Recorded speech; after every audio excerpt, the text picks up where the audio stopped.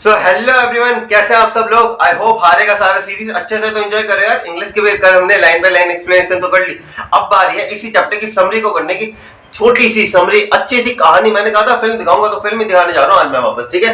तो welcome to the Anand मोल institution. आज हम क्या करने वाले हैं, we are going to do the summary. अब मन में पता है काफी बार हमारे मन में सवाल आता है यार, ये समरी क्यों पढ़ने के लिए कहते हैं सारे।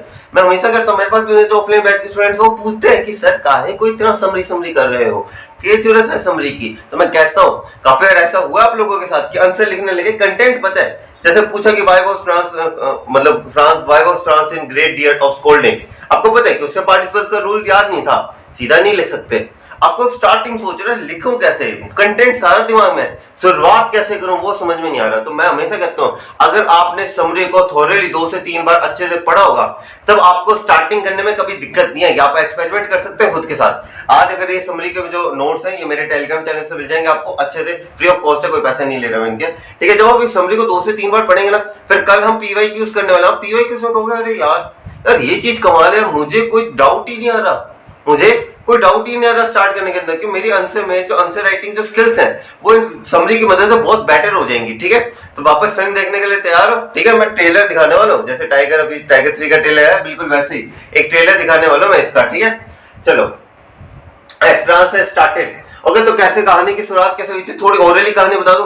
फ्रांस उठा था बहुत लेट, उसे याद आया कि अरे आज तो भैया पार्टिसिपल्स का टेस्ट है, उसके मन में है। फिर वो जैसे बाहर निकला तैयार हो गया, उसे बहुत ब्राइट धूप सी, बढ़िया सी धूप, के फ्रांस के अंदर रहता है ना वहां पर ठंड, अच्छी धूप, पर्सन सोल्जर एक्सरसाइज कर रहे हैं, चिड़ियों की चहचहाहट सुनाई दे रही है। पर उसके बाद भी उसने कहा कि नहीं मुझे स्कूल जाना है। वो भागता भागता गया, रास्ते के अंदर उसे बुलेटिन बोर्ड दिखा जहाँ पे लोगों की भीड़ थी, वो भागता गया। उसने विदाउट स्टॉपिंग उन्होंने सोचा अब क्या हुआ, क्यों, क्योंकि पिछले 2 सालों से लॉस बैटल इन सब की चीजें, बुरी खबरें आ रही थी दिमाग के अंदर कि क्या हुआ होगा, orders of the commanding officer, draft, ये सारी चीजें।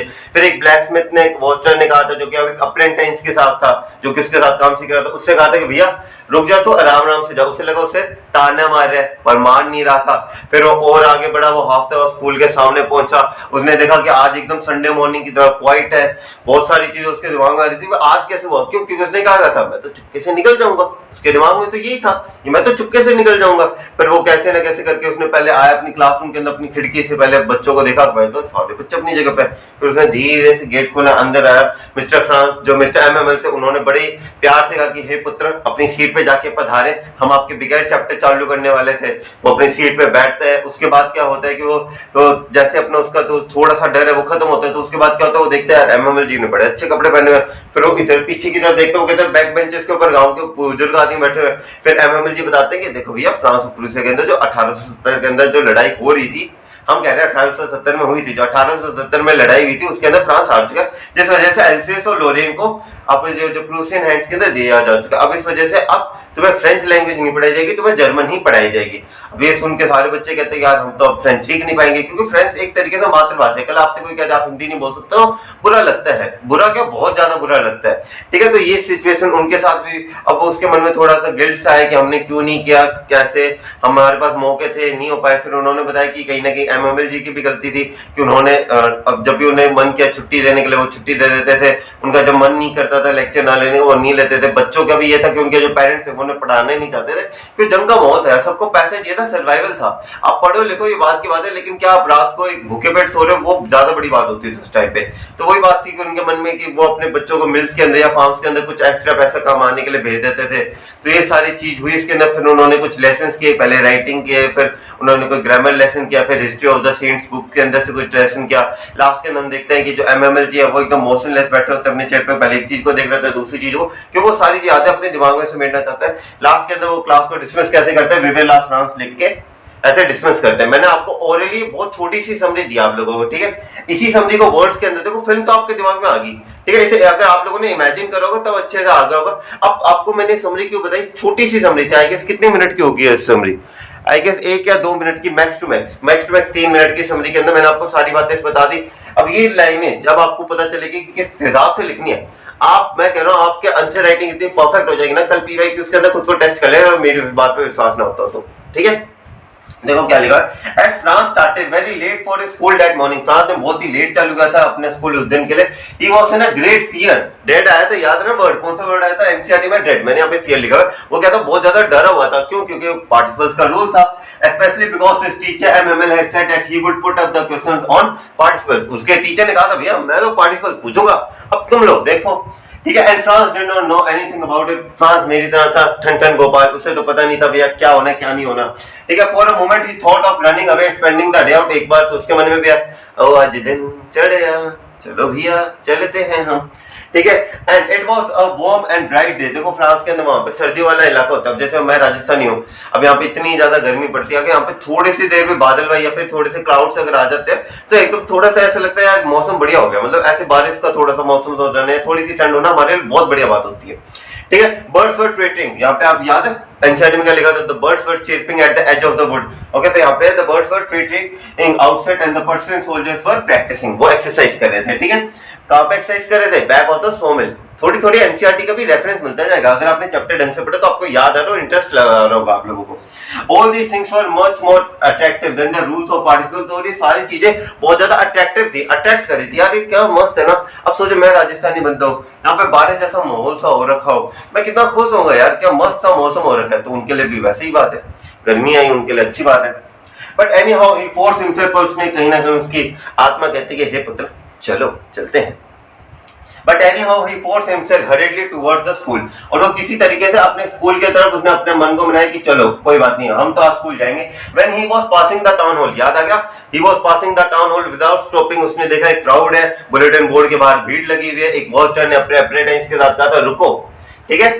There was a crowd in front of the bulletin board for the last 2 years. All the bad news, कौन सी आपकी lost battles, draft, orders of the commanding officer, सारे, okay, all the bad news like the lost battle and the orders of the commanding officer had been displayed on the notice board, वो जो bulletin board था उसके ऊपर आ जाती थी। He warned, okay okay, उसने अपने आप से कहा what could be the matter now, okay, तो उसने अपने आप से पूछा यार इस बार क्या मैटर हो सकता है, what could be the matter now, he thought without stopping, मैंने एक चीज याद रखना, वो रुका नहीं था। ये एक्स्ट्रा पॉइंट्स पता आप ऐड करते हो ना एग्जामिनर को, पता आप क्या बता रहे हो कि भैया मैंने एनसीईआरटी एक एक सब ढंग से पढ़ा है, ये वर्ड वो छोटा सा ही, मैं बार बार मैंने अपनी एक्सप्लेनेशन के अंदर भी ये वर्ड डाला था, क्यों, बिकॉज मुझे पता है कि ये जो वर्ड है ना ही थॉट विदाउट स्टॉपिंग, 4 अक्षर का है, लेकिन एग्जामिनर को ये चीज जरूर बताएगा कि भाई बच्चे ने एनसीईआरटी को इतना अच्छे से पढ़ाने से वर्ड याद हो गए एनसीईआरटी के, और वो पॉइंट आपके लिए कहीं ना कहीं बेनिफिशियल रहेगा, ठीक है। Okay, the blacksmith who had read the bulletin board, okay, the blacksmith who read the bulletin board, जिसने जो बुलेटिन बोर्ड पढ़ रहा था, told France not to worry, याद है ब्लैकस्मिथ ने कहा था अरे बेटा धीरे जाओ, तो फ्रांस को क्या लगा ताने मारा मुझे, okay, there was a plenty of time, he told me, okay, he told him, उसने कहा कि भैया बहुत ज्यादा टाइम है, but France did not slow down, पर फ्रांस था, उसने कहा कि नहीं भैया मैं तो भागूंगा, वो भागता गया। He thought that blacksmith was poking fun at him, यानी कि वो क्या कर रहा था, उसका मजाक उड़ा रहा था। France wanted to reach his desk unnoticed, मैंने कहा था फ्रांस चुपके से जाना चाहता था, वो ऐसे जाना चाहता था किसी को पता ना चले, okay. He hoped that there would be noise and commotion, याद है, he had counted upon commotion, commotion का मतलब क्या होता है, शोर शराबा, क्यों क्या सोचा था शोर शराबा होगा तो मुझे पता नहीं चलेगा किसी को, मैं पतली गली से निकल जाऊंगा। एज यूजुअल ही डिपेंडेड, ओके, एज यूजुअल कि उसने सोचा कि जो हमेशा होता है स्कूल के अंदर शोर शराबा होता है, opening and closing of the desk, chapters repeated in unison, कुछ पॉइंट्स याद आ रहे हैं, rapping of the ruler on the tables, कुछ पॉइंट्स याद आ रहे हैं, वही बात कर रहा हूं यहाँ पे। He depended upon the noise and the bustle to reach his desk unnoticed, but he was surprised, और उसे क्या सरप्राइज मिला, it was quite like Sunday mornings, words याद आ रहे हैं, Sunday mornings, कुछ वर्ड्स है यार, ये वर्ड्स आपको पता है कि एनसीईआरटी में आपको थोड़ा इंटरेस्ट बनाया जा रही है, ठीक है। NCERT are really amazing guys, अच्छे से आप लोगों को पता होना चाहिए, क्योंकि पता है क्या आपके जितने भी सब्जेक्ट्स हैं उसके अंदर सब में हेल्पिंग बुक चलती है। इंग्लिश ऐसा सब्जेक्ट है जहाँ पे हेल्पिंग बुक नहीं, वहां पे सीधा एनसीईआरटी ही चलती है, ठीक है। बट ही वाज सरप्राइज्ड, क्यों सरप्राइज हुआ, instead he found the school quite, यानी कि उसे क्या लगा यार ये तो संडे मॉर्निंग है, बिल्कुल क्वाइट है, the students were sitting quietly in their seats, MML was tapping his ruler on the table, mister MML was not, मैं सोचा यार ये कब हो गया, ये तो मैंने पढ़ा ही नहीं, ओके। एमएमएल जी रैपिंग नहीं कर रहे थे, उनका रूलर कहा था उनके ऐसे सॉरी उनके ऐसे आर्म्स के अंदर था और वो ऐसे मूव कर रहे थे, ठीक है। He was moving up and down with his ruler under his arm. His ruler was there. He too looked grave and quiet, और वो भी एकदम क्वाइट से थे एकदम। There was no chance of France entering the room unnoticed, और कोई chance ही नहीं था भैया कि आओगे तो भैया सही आज दिखोगे जरूर आप, ठीक है। He had to open the door and enter before everybody else, तो फिर उसे क्या करना पड़ा, डोर खोलना पड़ा। ए दिन ताना दिन ताना दिन ताना, अरे ठीक है। Okay, he had to open the door and enter before everybody. Unexpectedly, M. Hamel did not rebuke, यानी कि उसे scold नहीं किया, उसे क्या, अगर आप लेट पहुंचो, how dare you, कितने लेट आए हो तुम्हें टाइम का महत्व नहीं है, ये नहीं है, फलाना ढमकाना, 50 बातें बोलते हैं नहीं बोलते टीचर। अब उसके सरप्राइज में M. जी क्या कहते हैं, हे पुत्र, कृपया कर अपने स्थान में बैठो पुत्र, हम तुम्हारे पिघारी शुरू करने वाले थे, चाहिए, क्या बात है। Okay, instead he spoke kindly to him, उसके अलावा तो उसने बड़े प्यार से बात करी उससे, and told him to go to his desk, हे पुत्र जाओ अपनी स्थान पर विराजमान हो। When France had settled, जब फ्रांस अपनी सीट पे बैठा, he looked at Mr. M. Hamel, there was another surprise for him, पहला सरप्राइज क्या मिला, M. Hamel जी के कपड़े क्या मस्त कपड़े हैं, जो कि वो सिर्फ 2 टाइम पहनते थे, क्या इंस्पेक्शन या प्राइस डेस्क के ऊपर, गर्दन घुमाई, पीछे क्या देखे, बैक बेंचर्स पे कौन बैठे हुए थे, द ओल्ड होस्टर, फोरमैन में द फोरमैन पोस्टमास्टर, ये जितने भी लोग थे, जो हमारा ओल्ड होस्टर था उसने क्या पहना हुआ था, 3 कॉर्नर्ड हैट, क्या थी उसके पास, ओल्ड प्राइमर थी, जो कि क्या थी, थंब्ड एट द एजेस थी। कुछ पॉइंट्स रिवाइज हो रहे हैं, मजा आ रहा है ना इस वीडियो के अंदर। मैं एनसीईआरटी का बार-बार रेफरेंस इसलिए दे रहा हूं क्योंकि जिस बच्चे एनसीईआरटी ढंग से पढ़ी है ना, उसके दिमाग में वर्ड्स क्लिक हो रहे हैं, उससे इंटरेस्ट आ रहा है, ठीक है। थोड़ा और नीचे चलते हैं, क्या लिखा है देखो आगे। फॉर हिम, क्या सरप्राइज था, M Hamel had put on his beautiful green coat, M Hamel ji ने अपना ब्यूटीफुल ग्रीन कोट पहना हुआ था। हिज फ्रिल्ड शर्ट मैंने बताया था ना कैसे होते हैं, मैंने एक्सप्लेनेशन वीडियो के अंदर इस तरीके से, जिस शर्ट के अंदर है ना, जो शर्ट का कपड़ा होता है वो कुछ इस प्रकार का होता है, okay, frilled shirt and his embroidered and all embroidered and black silk cap, यानी कि जो ब्लैक सिल्क कैप, सारी चीजें मिला के एकदम चौको करो लाग रहे हो हमारे छोरो, ठीक है। He used to put this cloth only on special occasions, क्या कहते हैं special occasion, prize days, inspection days, but it was no special day, पर ना आज प्राइस डिस्ट्रीब्यूशन था, ना आज इंस्पेक्शन डे थी। फिर क्या बात हुई, France could not understand why Emmanuel had put on those Sunday clothes, उन्होंने बढ़िया कपड़े क्यों पहने हुए थे। There was another surprise in the store for France, एक और सरप्राइज था बॉस, क्या था surprise, the village people on the back benches that always remain empty, जो बैक बेंचेस हमेशा क्लास के एम्प्टी रहते थे, वहां पे कौन थे, विलेज पीपल बैठे हुए थे। द फॉर्मर मेयर, कौन था, the former mayor, the former postmaster, the old Hauser with the triangle या फिर 3 cornered hat, okay, with the triangular cap, and some other village people occupied those back benches, वो पीछे वाले benches में बैठे हुए थे।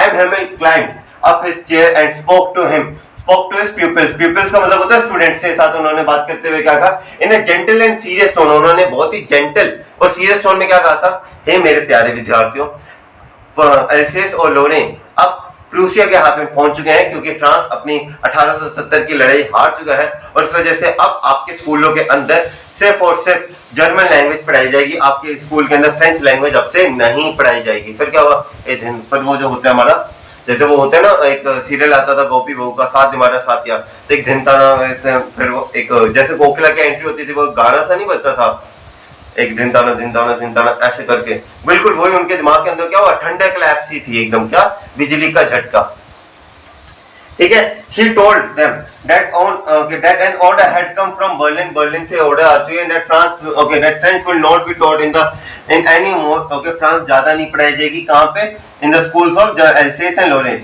instead German was going to be taught, इसके बगैर अब फ्रेंच की जगह कौन सी लैंग्वेज पढ़ाने जा रहे थे वो लोग, German language, and a new teacher was expected to arrive the very next day, और ये माना गया था कि जो जर्मन टीचर वो अगले दिन ही आ जाएंगे, ठीक है। The students were going to have their last lesson in France that day, यानी कि वो फ्रेंच के अंदर, फ्रेंच लैंग्वेज का लास्ट लेसन था उनका। Okay, now he knew what order was there on the bulletin board, अब उसके दिमाग में आ गया कि भैया वॉस्टर कह रहा था कि भैया धीरे धीरे जा, क्योंकि उसे पता था कि अब जर्मन पढ़ाई जाएगी। Okay, and why the blacksmith had told him not to hurry, अब पता चल गया क्यों कहा था blacksmith ने, हम तो इसे समझ रहे थे बड़ा कमीना आदमी है, ऐसे बोल रहा था, अब हमें लगा नहीं यार सही आदमी था वो, ठीक है। He could also see why M. Hamel had put on his best clothes, क्यों पहने थे यार, लास्ट क्लास थी उसकी, फेयरवेल के अंदर जाते तो क्या होता है, आपका आखिरी दिन होता है तो एकदम बढ़िया बन के जाते हैं नहीं जाते। Okay, M. Hamel was struck France like a thunderbolt, okay, मैंने जैसे बोला था एकदम ठंडे क्लैप की तरह ये उनके वर्ड्स थे। Okay, he was lost in thought that he hardly learned how to read and write, कि उसे थोड़ा बहुत ही आता था लिखना और पढ़ना, उसे थोड़ा बहुत ही आता था क्या, फ्रेंच लैंग्वेज को लिखना और पढ़ना।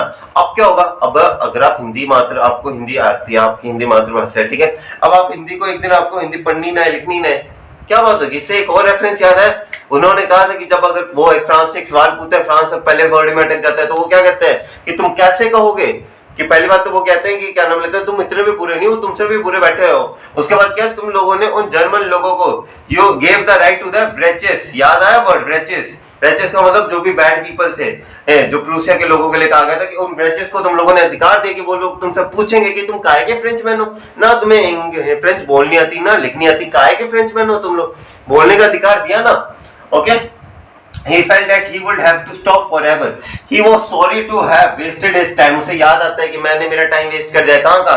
हाँ, seeking for the birds एक 2 पॉइंट से आया, याद आ रहा है? Seeking for the birds एक आया था पॉइंट। इसके अलावा एक और पॉइंट आया था, कौन सा?